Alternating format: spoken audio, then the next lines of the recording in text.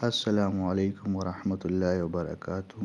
اللہم صلی علی محمد عبدک ورسولک وصلی علی المؤمنین والمؤمنات والمسلمین والمسلمات رب اشرح لی صدری ویسر لی امری واحلل عقدۃ من لسانی یفقہوا قولی ربی زدنی علما نافعا۔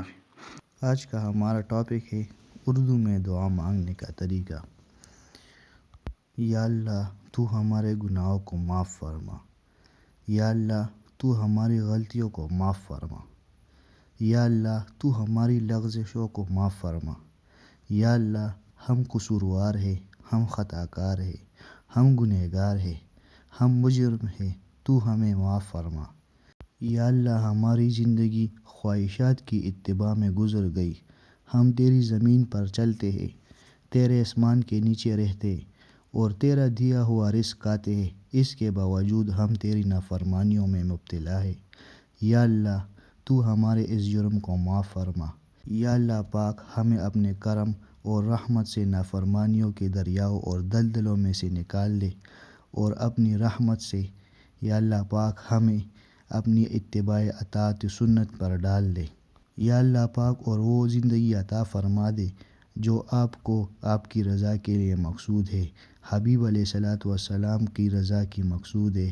یا اللہ پاک اتباع سنت کی توفیق عطا فرما دے، نیک اعمال کی توفیق عطا فرما دے۔ یا اللہ ہمیں اپنی قربانی کے پہاڑوں پر چڑھا دے۔ یا اللہ ہمیں دین کی محنت کے لیے قبول فرما دے۔ یا اللہ اعمال صالحہ کو ہمارے گھریلو زندگی میں پیدا فرما دے۔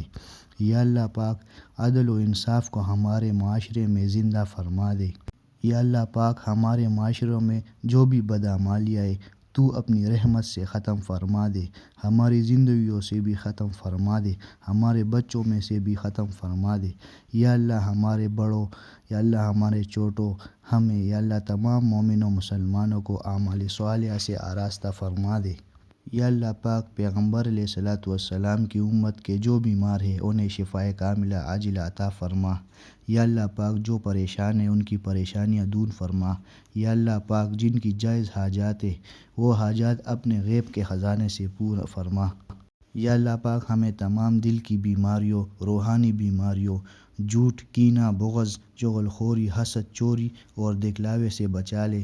یا اللہ ہمیں دونوں جہانوں کی پریشانیاں اور مصیبتوں سے بچا لے۔ یا اللہ پاک دنیا میں بھی اپنی ایمانی زندگی عطا فرما دے اور موت کے وقت بھی یا اللہ پاک کلمے کا نور عطا فرما دے۔ یا اللہ پاک ہمیں اخلاصی نیت عطا فرما دے۔ یا اللہ پاک ہمارے کالے دلوں کو جو گناہوں کی وجہ سے کالے ہو گئے انہیں نورانی بنا دے۔ یا اللہ پاک ہمارے دلوں سے گمراہیاں ہٹا دے۔ یا اللہ پاک ہمارے دلوں سے پردے ہٹا دے۔ یا اللہ پاک اور اپنی معرفت کے نور سے ہمارے دلوں کو زندہ فرما دے۔ یا اللہ پاک تمام مومنوں مسلمانوں کو اہتمام اور توجہ سے نماز پڑھنے والا بنا دے۔ یا اللہ تمام مسلمانوں کو علم دین سیکھنے کی اور سیکھنے والا اور اس پر عمل کرنے والا بنا دے۔ یا اللہ پاک اپنے احکامات پر چلنے اور حضور علیہ الصلوۃ والسلام کی اطاعت کرنے والا بنا دے۔ یا اللہ تو ہمیں ذکر کرنے والی زبان اور تجھ سے ڈرنے والا دل اور عبادت کرنے والا جسم نصیب فرما دے۔ یا اللہ پاک ہمیں حضور علیہ الصلوۃ والسلام کی سنتوں کو زندہ کرنے والا بنا دے۔ یا اللہ پاک ہمیں شکر کرنے والا دل عطا فرما دے۔ یا اللہ پاک تو ہمارے ان کمزور اعمال کو یا اللہ پاک اپنے در میں قبول فرما دے۔